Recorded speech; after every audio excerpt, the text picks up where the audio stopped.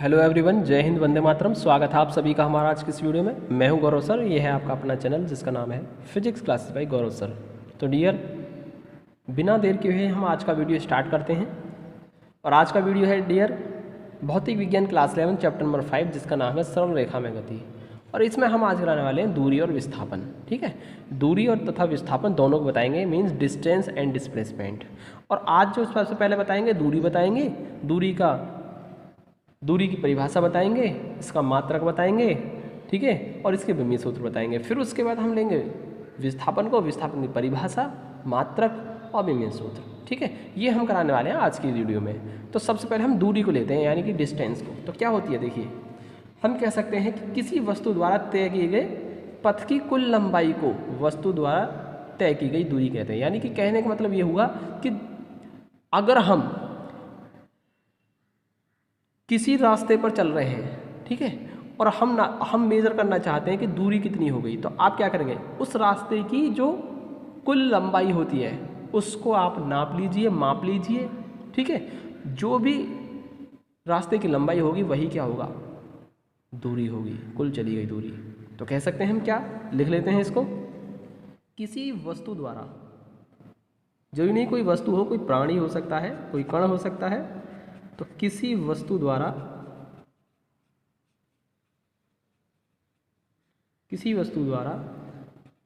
तय किए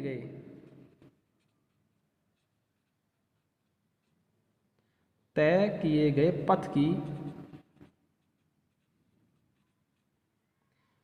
कुल लंबाई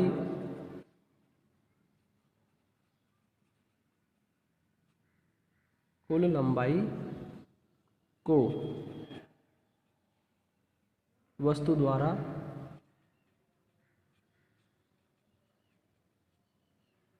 तय की गई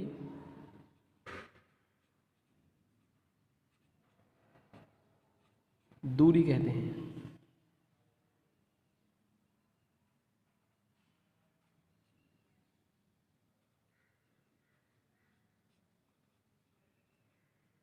ठीक है, अब मात्रक क्या होगा इसका, देखिए, मात्रक बताने से पहले मैं आपको बता दूं, देखो यही लिखा मैंने, किसी वस्तु द्वारा तय किए गए पथ की कुल लंबाई को वस्तु द्वारा तय की गई दूरी कहते हैं। जैसे मान के चलिए, यहाँ पर ए बिंदु ये रहा और बी बिंदु ये रहा। ठीक है, हमें ए बिंदु से दूसरे बिंदु बी तक जाना है, और ये है आपका रास्ता। यहाँ से हम इस रास्ते से जा रहे हैं, इस रास्ते से, और ऐसे चल रहे हैं। तो ए और बी के बीच की दूरी क्या होगी, तो आप इस रास्ते से चले हैं ए से बी के लिए, तो इस रास्ते की क्या करें, एक्चुअल लेंथ को मेजर कर लीजिए, यानी कि इसकी जो कुल लंबाई है ना उसको माप लीजिए। तो यहाँ से लेकर इस तरीके से मेजर करते चले जाइए, नापते चले जाइए, और यहाँ से यहाँ तक कि रास्ते की लंबाई को कुल नाप लीजिए, कुल कितनी लंबाई है। और ये जो कुल लंबाई होगी ना, यही क्या होगी, वस्तु की दूरी हो जाएगी। तो ए से बी के बीच की दूरी है वो इतनी है। ठीक है, तो ए से बी के बीच की दूरी हो जाएगी ये। तो ये मान लीजिए रास्ता नंबर 1 है, रास्ता नंबर 1।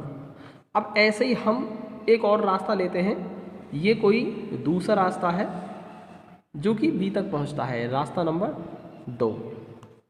ये पहला रास्ता है और ये है आपका दूसरा रास्ता।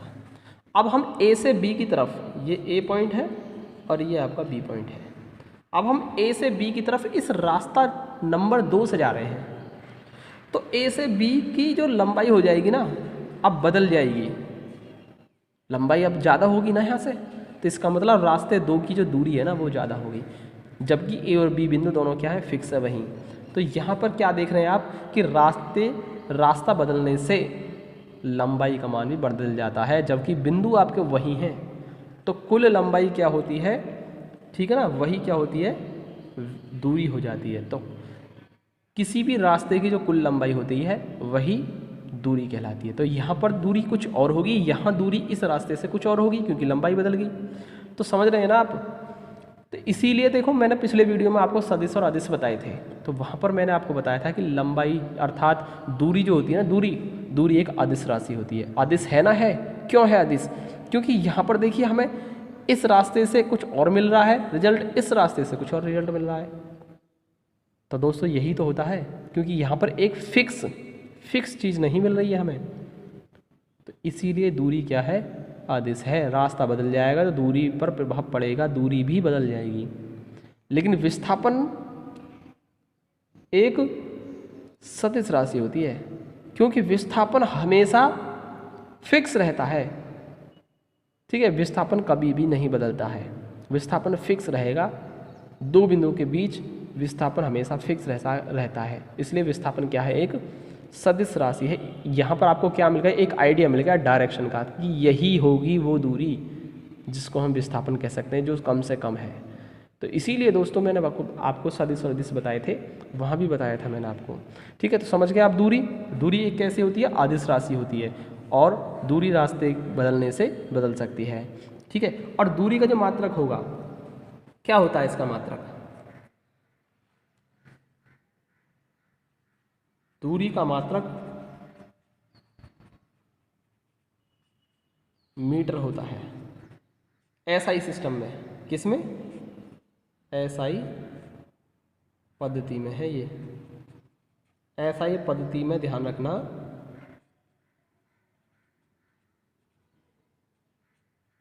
क्या होता है, दूरी का मात्रक मीटर होता है। ठीक है, जब मात्रक मीटर हो गया, इसका विमीय सूत्र क्या होगा, इसका विमीय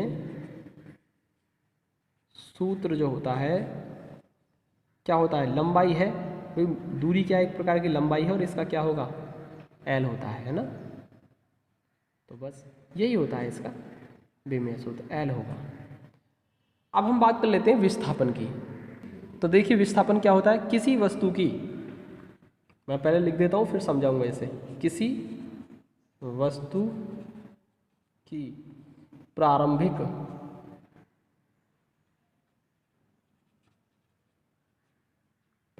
तथा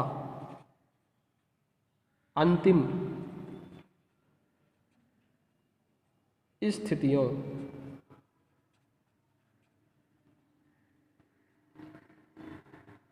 के बीच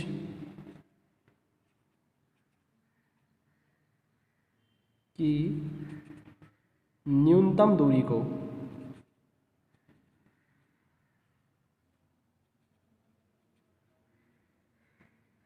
विस्थापन कहते हैं।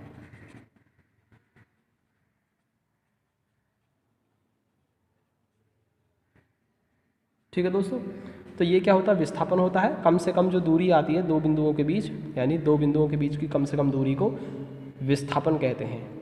ठीक है, या कह सकते हैं किसी वस्तु की प्रारंभिक और अंतिम स्थितियों के बीच की न्यूनतम दूरी को विस्थापन कहते हैं।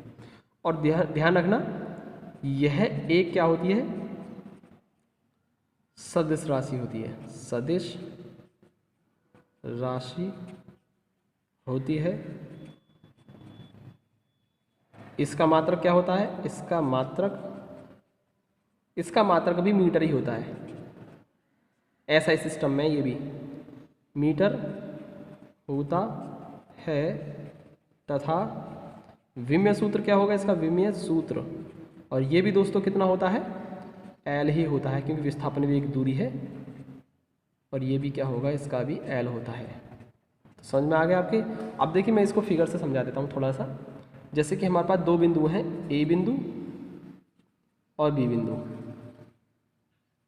इनके बीच की ये प्रारंभिक स्थिति होगी या अंतिम स्थिति। तो ये लिखा है मैंने कि किसी वस्तु की प्रारंभिक और अंतिम स्थितियों के बीच की कम से कम दूरी। अब अच्छा, इनके बीच कम से कम दूरी क्या रहेगी, अब तो कम से कम दूरी यही रहेगी दोस्तों, ये कम से कम दूरी है, इससे कम दूरी आप नहीं निकाल सकते किसी भी तरीके से। इन दोनों बिंदुओं के बीच की जो कम से कम दूरी है ना, वो यही होगी, यही। और इसीलिए यहाँ पर हमें डायरेक्शन मिल गई। आप ऐसे खींच देते हैं तो ये कम से कम दूरी नहीं है, आप ऐसे एक रास्ता खींच दें ऐसे करके, तो ये भी कम से कम नहीं है दूरी इन दोनों के बीच की, इससे भी छोटी दूरी हो सकती है, लेकिन सबसे छोटी दूरी जो होगी इन दोनों के बीच की वो यही रहेगी। इसीलिए यहाँ पर आपको एक डायरेक्शन मिल गई कि सबसे कम दूरी मीन्स इसी रास्ते की बात चल रही है, ना कि किसी और रास्ते की। तो दोस्तों यहाँ पर आपको एक दिशा का ज्ञान हो रहा है, इसीलिए यह क्या होती है, एक सदिश होती है। समझ में आया कि अदिश और सदिश क्या होती हैं। आई होप कि अब आपको अच्छे से समझ में आया होगा। ठीक है, बाकी आप कितने भी रास्ते खींच दीजिए, जैसे कि ये है, ये रास्ता नंबर 1 है, ये 2 है, तो ये 2 रास्ता जो है, दूसरा रास्ता ये क्या है, ये छोटा नहीं है, इसलिए ये क्या है, ये लंबाई है। लेकिन ये सबसे छोटा रास्ता है तो ये भी लंबाई, लेकिन ये स्पेशल केस में है ना, इसीलिए इसको हम विस्थापन से प्रदर्शित करते हैं। होती ये भी दूरी है, तो दोस्तों दूरी ही होती है, ये भी विस्थापन एक प्रकार की दूरी ही होती है, लेकिन सबसे छोटी दूरी होती है दो बिंदुओं के बीच की। और इस छोटी दूरी के कारण ही इसे स्पेशल केस में रखा गया है, जिसको हम विस्थापन कहते हैं। तो इसे स्पेशल नाम से बुलाया जाता है विस्थापन। होता क्या है, ये भी दूरी ही होती है। तो विस्थापन भी क्या है दोस्तों, एक दूरी होती है, और विस्थापन एक प्रकार की दूरी है, और दूरी का मात्रक क्या होता है, मीटर होता है, और विमेय सूत्र एल होता है। तो इसका भी क्या रहेगा दोस्तों, तो इसका भी तो यही रहना चाहिए ना, मात्रक मीटर और विमेय सूत्र एल हो जाएगा। ठीक है दोस्तों, वीडियो पसंद आया हो तो लाइक करें, चैनल को सब्सक्राइब जरूर कर लें। मिलते हैं अगली वीडियो में, तब तक के लिए जय हिंद, वंदे मातरम।